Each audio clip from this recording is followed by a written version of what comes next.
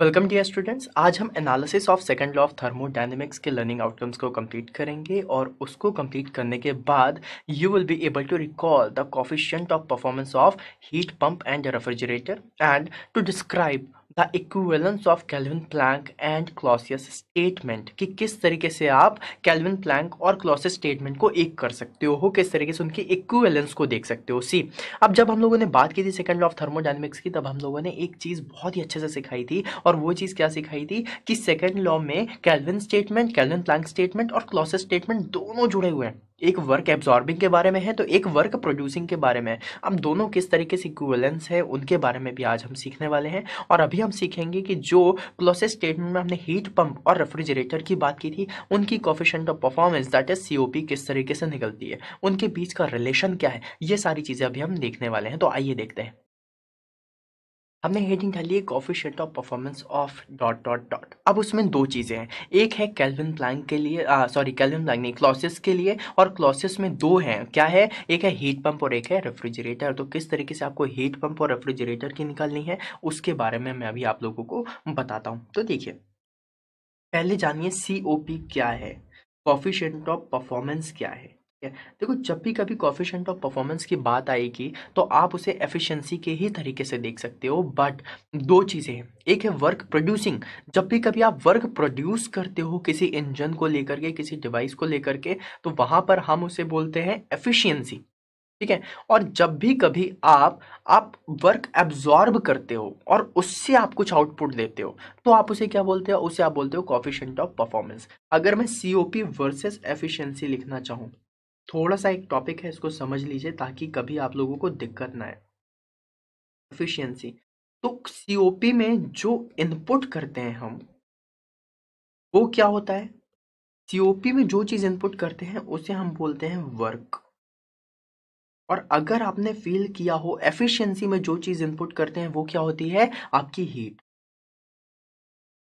तो एक चीज बहुत अच्छे से याद रखिएगा, सीओपी और एफिशिएंसी में अगर आप लोगों से पूछें कि आप किसकी बात कर रहे हैं और किस तरीके से आप इसको देखना चाहते हैं, तो सबसे पहली चीज यही बता देना कि एफिशिएंसी किससे एसोसिएटेड है, हीट से। आप हीट इनपुट करते हो और उसके बाद जो आउटपुट मिलता है आपको वर्क में, उसे आप बोलते हो क्या, उसे आप बोलते हो एफिशिएंसी। और जब भी कभी आप वर्क आउटपुट देते हो, जब भी कभी आप वर्क देते हो और आपको इनपुट में आप वर्क देते हो और आउटपुट में अगर आपको हीट के टर्म्स में मिले, ठंडा मिले टेम्परेचर, या फिर ज़्यादा गर्म मिले टेम्परेचर, मीन्स लो हीट मिले या हाई हीट मिले, तो आप उसे क्या बोलते हो, कोफिशिएंट ऑफ परफॉर्मेंस बोलते हो। ठीक है, अब एक चीज़ और याद रखना, जो एफिशिएंसी है, efficiency can be can be equals to or less than one.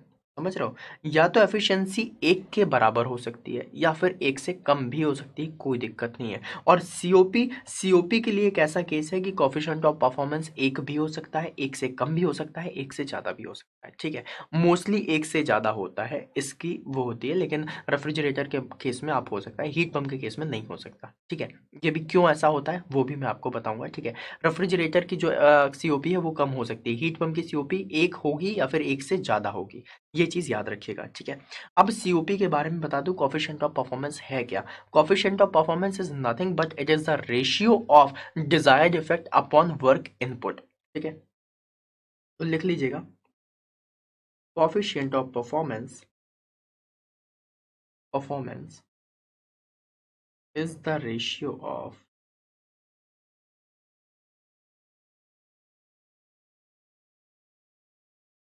coefficient of performance is the ratio of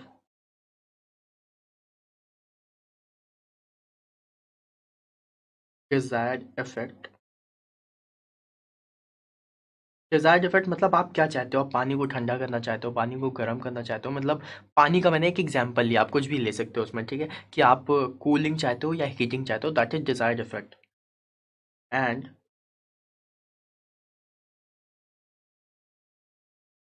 work,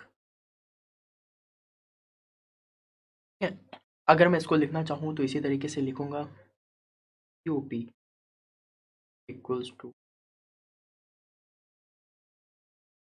divided by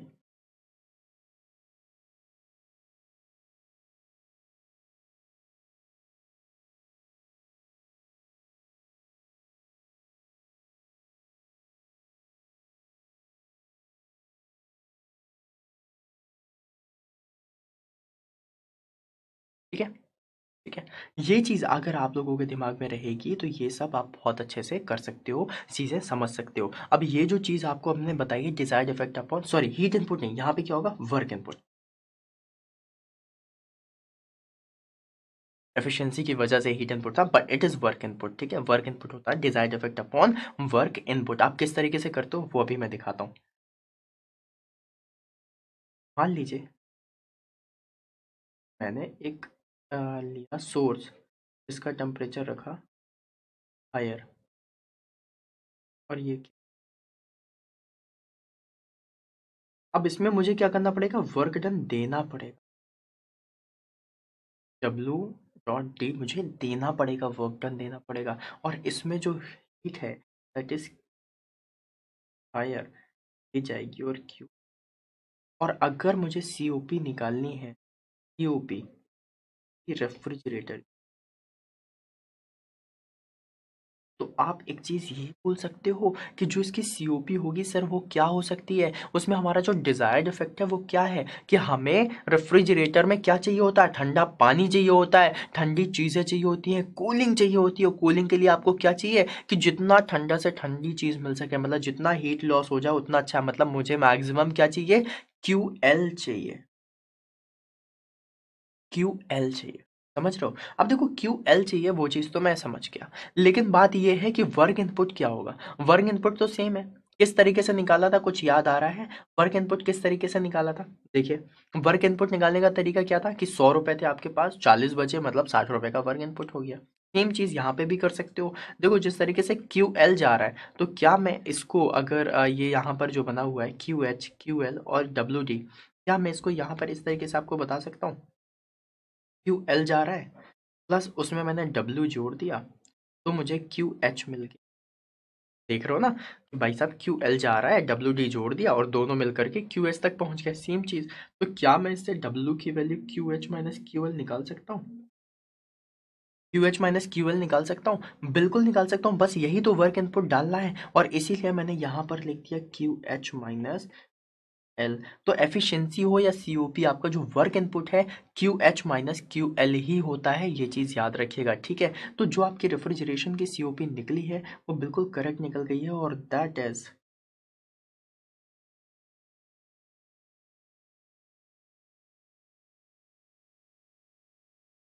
Q L upon Q H minus Q L. ठीक है, अब देखिए ये जो चीज़ मैंने आपको बताई है ये है रेफ्रिजरेशन के केस में। अब इसकी जो आप लोगों ने सीओपी निकाली है, इसका एक क्वेश्चन अगर आप लोगों को देखना हो तो वो भी दिखा दूंगा, बट उसके पहले मैं चाहूंगा हीट पंप के बारे में भी बता दूं, क्योंकि दोनों भाई भाई हैं। ठीक है, देखिए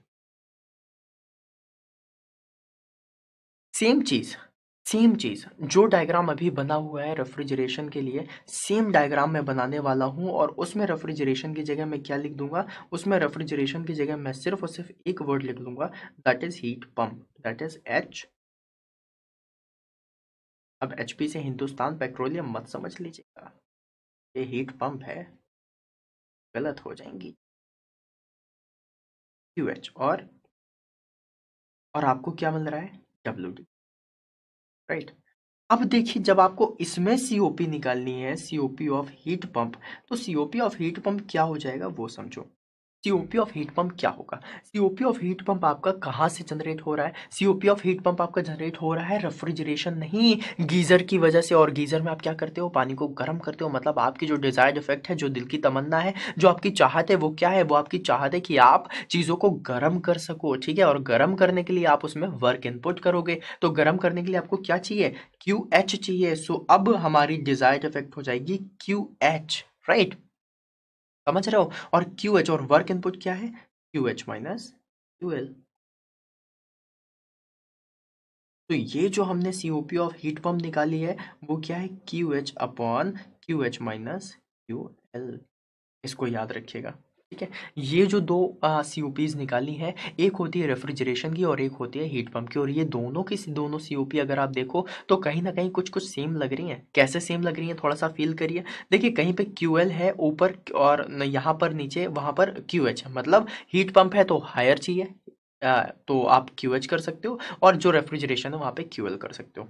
इनको याद करने का तरीका भी देख लो, कई बार आप लोगों को भूल जाता है, लेकिन याद रखिएगा हीट पंप के एच से क्यू एच बना है, ये चीज याद रखिएगा। मतलब हीट पंप है तो जो क्यू एच है वो इसमें ऊपर आएगा, ठीक है। और रेफ्रिजरेशन है तो अगर यहाँ पे क्यू एच आ गया तो वहां पर तो क्यू एल आएगा ही। सिर्फ एक चीज याद रखिएगा, हीट पंप मतलब क्यू एच, एच से हीट पंप, एच से ही हायर वाली एफिशिएंसी और हायर वाला हीट, ठीक है। ये चीज याद रखिएगा। अब देखिए इसके बाद जो आप लोगों से एग्जामिनेशन में जो पूछा जाता है, वो पूछा जाता है आप लोगों से बहुत ही अच्छा सा क्वेश्चन, और वो क्वेश्चन क्या है वो मैं आपको बताता हूँ।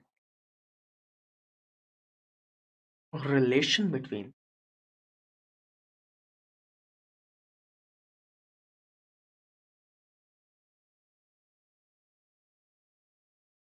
बिटवीन COP of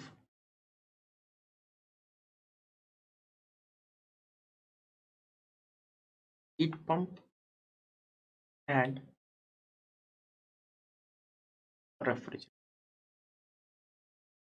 इनके बीच में कोई रिलेशन हो सकता है क्या? तो आप बोल सकते हो सर दो दो चीजें सेम दिख रही हैं लेकिन इनके बीच का रिलेशन निकालना है तो कैसे निकालेंगे? हमने कहा चलो कोई बात नहीं, एक बार कुछ कोशिश करते हैं, देखते हैं शायद कुछ अच्छा सा मिल जाए और उसके बाद हम देखते हैं कि किस तरीके से इसका आंसर निकाल सकते हैं, ठीक है। तो चलो, तो हमें सीओपी ऑफ रेफ्रिजरेशन क्या पता है, एक बार देख लेते हैं। सीओपी ऑफ रेफ्रिजरेशन अभी सीखा था, हमारी डिजायर्ड रेफ्रिजरेशन में क्या होती है, Q L divided by Q H minus L, right. Right. अब देखो मैं कुछ भी नहीं कर रहा हूं, ऐसा करते हैं इसमें एक ऐड कर देते हैं एडिशन ऑफ वन। जब एडिशन ऑफ वन किया, अब इसको सॉल्व करके देखो, जब हमने सॉल्व किया तो क्यू एल प्लस किया, ये पूरा का पूरा उधर जाएगा, Q H minus Q L and whole divided by Q H minus. जब आप इसको सॉल्व करोगे तो यहाँ पर फील करोगे क्यू एल से क्यू एल कट किया और हमारे पास जो रेफ्रिजरेशन की एफिशिएंसी थी वो चेंज होकर के हमें मिल गई Q H upon Q H minus Q L में। और ये जो एफिशिएंसी है, ये जो सॉरी एफिशिएंसी नहीं, ये जो कोफिशिएंट ऑफ परफॉर्मेंस है सीओपी है, ये किसकी है, सीओपी ऑफ हीट पंप की, ठीक है। तो कहीं ना कहीं आपको एक चीज दिमाग में आई कि अगर अगर अगर मैं सीओपी ऑफ हीट पंप को फाइंड करना चाहता हूं तो मैं सीओपी ऑफ रेफ्रिजरेशन में एक ऐड कर दूं, और जैसे ही आप एक ऐड करोगे तो आपको सीओपी ऑफ हीट पंप मिल जाएगी, ठीक है। ठीक है, ये चीज आपको समझ में आ गई। बस यही एक चीज थी जो आप लोगों को समझानी थी, और इसी तरीके से आप इसके आंसर निकाल सकते हो, ठीक है। अब देखो ये एक चीज तो आपको समझ में आ गई, ये आपका क्वेश्चन था relation between COP of heat pump and refrigeration जो आप निकाल सकते थे। लेकिन इसके बाद भी कुछ चीजें हैं जो आप लोगों से एग्जामिनेशन में पूछी जाती है, और वो भी चीजें मैं आपको अभी दिखाता हूँ और उसी को बताता हूँ कि आप क्या कर सकते हो। थोड़ा सा फील करना। जब हम लोगों ने केल्विन प्लैंक स्टेटमेंट पढ़ा था, according to Kelvin Planck statement,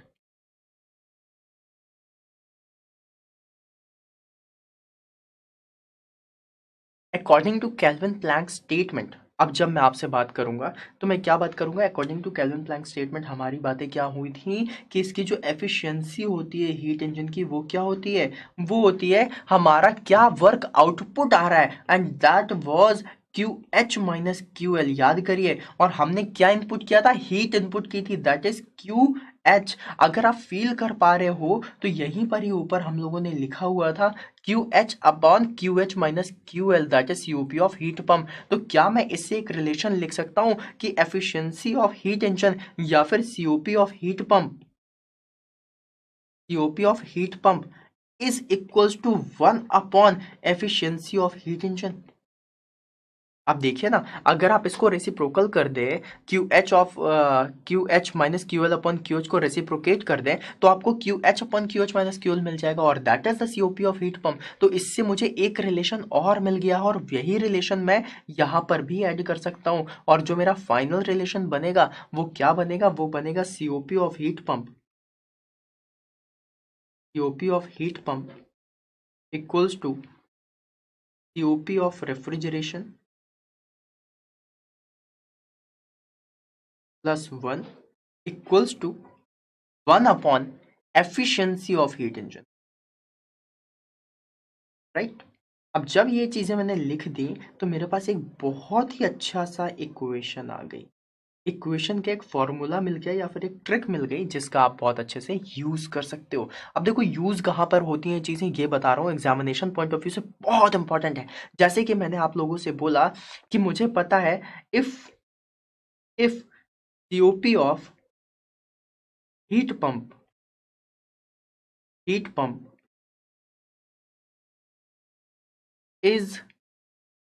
4, then find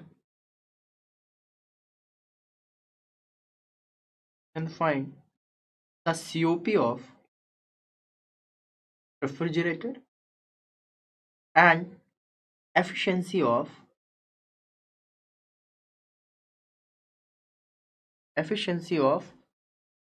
heat engine heat engine। ठीक है। जब ये वाली चीजें आती हैं तो आप लोगों को दिमाग में सबसे पहली चीज क्या आएगी? सबसे पहली चीज आएगी कि मुझे अगर ये वाला रिलेशन पता है तो मैं सारी चीजें आराम से निकाल सकता हूँ। लिखा COP of heat pump is 4 equals to 1 plus COP of refrigeration. ये होता है, ये चीज हमने पढ़ी हुई है। तो अगर इसको निकालना है तो मैं बता सकता हूँ सीओपी ऑफ रेफ्रिजरेशन क्या हो जाएगा, 4 - 1 that will be equals to 3। ये देखो कितना इजीली आंसर आ गया, इतना इजीली आंसर आ गया। और यही चीज अगर आपको निकालनी है तो आप उस तरीके से भी निकाल सकते हो। मैं आपको बिल्कुल प्रॉपर तरीके से, देखो ये जो इक्वेशन निकाली है ना, ये एक लाइन पे आंसर आ गया। अभी ये जो एक लाइन में आंसर आया है इसी को मैं अभी आपको प्रूफ करके दिखाता हूं कि अगर कोई स्मार्ट तरीके से ना चल के थ्योरेटिकल वे में चलेगा तो किस तरीके से आंसर निकालेगा, देखना इसी में ही बताऊंगा, सिर्फ इसी में ही। सीओपी ऑफ हीट पंप 4 दिया, हमें सीओपी ऑफ रेफ्रिजरेशन निकालना है। ठीक है, याद रखिएगा। COP of heat pump equals to क्या होता है, equals to Q H divided by Q H minus L, and that will be equals to 4। समझते जाना। ठीक है, तो क्या मैं ये लिख सकता हूँ Q H equals to 4 QH minus 4 QL। समझ रहे हैं? अब अगर इस तरीके से करना है तो क्या मैं इसको QL को इस साइड ले जाऊँ और QH को इधर लेकर के आ जाऊँ, तो क्या मैं ये बोल सकता हूँ 4QL इक्वल्स टू 3QH। समझ रहे हैं आप? अब अगर यही चीज मैंने लिखी है तो क्या मैं इसमें एक चीज और ऐड कर सकता हूँ, मैं इसमें Q H upon Q L की वैल्यू निकाल सकता हूँ।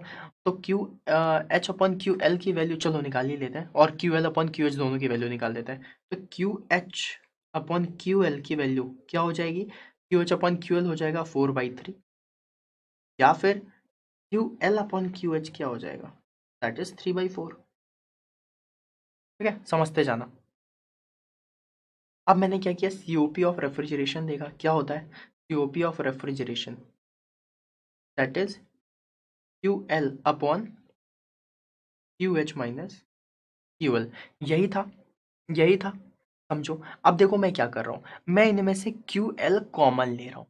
ठीक है, क्यू एल इससे भी कॉमन लूंगा, क्यू एल इससे भी कॉमन लूंगा, तो ये क्या हो जाएगा, क्यू एल इधर बाहर निकला तो ये बचा 1 डिवाइडेड बाई इससे करूंगा तो क्या आंसर आएगा, क्यू एच माइनस और डिवाइडेड -1, और यहाँ पे क्या आ जाएगा पूरा एल। राइट, मैंने क्यू एल कॉमन लिया था, क्यू एल से क्यू एल काट दिया, मेरे पास क्या बचा, UP of refrigeration minus Q L minus, यही लिखा हुआ है। सॉल्व करना, देखना Q H minus Q L की वैल्यू क्या निकाली थी हमने, Q H minus Q L that is 4/3। तो अगर वैल्यू रखो 1/1 माइनस 4/3 -1, यही रखोगे तो बस इसको रख दिया। अब इसको सॉल्व करो तो देखो, इसको सॉल्व करोगे तो आंसर क्या आएगा, 1/3 से मल्टीप्लाई होगा यहाँ पर -3, तो इसका आंसर अगर देखा जाए तो क्या आ जाएगा, 1/1। अब इसको सॉल्व करोगे तो आंसर यूपी ऑफ रेफ्रिजरेशन क्या आ गया।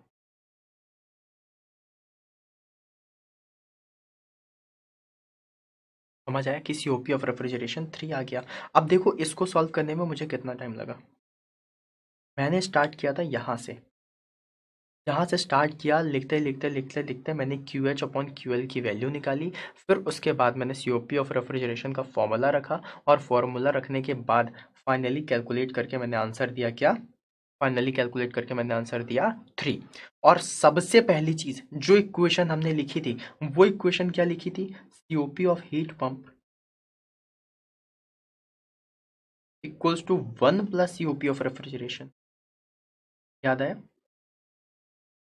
रेफ्रिजरेशन और equals to 1 upon efficiency of heating. समझ रहे हो? तो जब हमने सीओपी ऑफ रेफ्रिजरेशन देखना, ये 4 है, अगर ये वैल्यू 4 दी हुई है और ये 1 है, तो इसको अपने आप ही 3 होना पड़ेगा, तभी तो ये 4 के बराबर आएगी। ये क्या है? COP of refrigeration. ये क्या है? Heat pump. याद रखिए। ठीक है। और क्या दिया हुआ है? 1 upon efficiency of heat engine. तो एफिशिएंसी ऑफ हीट इंजन अगर निकालना है, एफिशिएंसी ऑफ हीट इंजन, तो क्या करोगे? ये जो 4 है इसको 1 अपॉन में लेकर के चले जाओ, 1/4। और 1/4 की वैल्यू क्या होती है? 0.25। या फिर आप कैसे बोल सकते हो? 25%। समझ रहे हो? देखा कितनी एक लाइन में किस तरीके से आप आंसर निकाल सकते हो? ये है आपकी शॉर्ट ट्रिक जिसे आपको दिमाग में रखना है। अगर आपको ये इक्वेशन याद है तो आप बहुत जल्दी आंसर निकाल सकते हो। एल्स फिर इसी तरीके से कैलकुलेशन करते रहो, अपना टाइम वेस्ट करते रहो और उसके बाद भी आपके आंसर्स नहीं आएंगे। तो आपको इसी तरीके से आंसर्स निकालने, और जब आप ऐसे आंसर्स निकालोगे तो आपके पास प्रॉपर टाइम होगा अपने एग्जामिनेशन में अच्छे अच्छे क्वेश्चंस को सॉल्व करने का। तो इस तरीके से आंसर निकालिए। अगर आप चाहते हो हीट इंजन के बारे में कि आप हीट इंजन को भी उसी तरीके से सॉल्व करो जिस तरीके से आपने सीओपी ऑफ रेफ्रिजरेशन को किया है, तो आप उस तरीके से भी कर सकते हो, कोई दिक्कत नहीं है। करके दिखाऊं? देख लो, अभी आप हीट इंजन के बारे में भी जान जाओ। एफिशिएंसी ऑफ हीट इंजन क्या थी? Efficiency of heat engine that is Q H minus Q L upon Q H. Right. और हम लोगों ने जो एफिशिएंसी निकाली थी, अगर आपको याद हो, Q H upon Q L क्या था? 4/3। और एक चीज क्या निकाली थी? Q L upon Q H, that is 3/4। ये निकाला था। अब जो चीज हमने पहले निकाल ली है उसका हम यूज करेंगे, उसको हम फिर से नहीं लिखेंगे। ठीक है। ये चीज हमने पहले निकाली हुई है, अब इसी को ही आगे देखते हैं। तो अब देखो, इसमें से क्या करो, इसमें से आप क्यू एल कॉमन ना लो, आप क्यू एच कॉमन ले लो। तो जब आप इससे क्यू एच कॉमन लोगे, क्यू एच से क्यू एच काट दो, आपके पास क्या मिला? 1 minus Q L upon Q H, that is 3/4। 3/4। Solve करो। देखो, एक तो आप ऐसे ही सॉल्व कर सकते हो कि 1 को हम बोलते हैं 100% और 3/4 को बोलते हैं 75%, तो आंसर तो 25% ऐसे आ गया। लेकिन अगर आप ऐसे भी करना चाहते हो तो 4 माइनस 3/4 करोगे, आंसर कितना आएगा? 1/4, दैट इज 0.25। या फिर आप क्या बोल सकते हो? 25%। तो ये क्या है? Efficiency of heat. तो फाइनली आपने जो चीज़ निकाली है, वो चीज़ कहीं न कहीं आप लोगों को एक जो टाइम में बाँध के रखती है ना, एक जो बात है जो आप करना चाहते हो कि आप एक सॉल्यूशन बहुत अच्छे से दे सको। एक ऐसी चीज़ जो आपको बहुत ही ईज़ी तरीके से लेकर के चली जाए सॉल्यूशन के नज़दीक, और एग्ज़ामिनेशन में आप बहुत अच्छे मार्क्स लेकर के आ सको। तो उसके लिए आपके पास होने चाहिए कुछ निमोनिक्स, कुछ ट्रिक्स, और ये एक ऐसी इक्वेशन है जिससे आप बहुत ही ईज़ी तरीके से सॉल्व कर सकते हो। तो देखो, मैंने प्रूव करके भी दिखा दिया कि किस तरीके से आप लेंदी वे में भी आंसर निकाल सकते हो और एक लाइन में किस तरीके से आंसर निकाल सकते हो। और आपको जो भी चीज़ पसंद आए उसी चीज़ को ही आप यूज़ कर लेना। और तो चलिए दोस्तों, देखते हैं हमारा जो फर्स्ट लर्निंग आउटकम था, that is so students, we have completed our first learning outcome, that is to recall the coefficient of performance of heat pump and refrigerator, जिसमें आप लोगों ने सीखा कि किस तरीके से रेफ्रिजरेटर की जो coefficient of performance है, that will be QL upon QH minus QL, और हीट पंप की that is QH upon QH minus QL। ये चीज़ें हमने सीखी।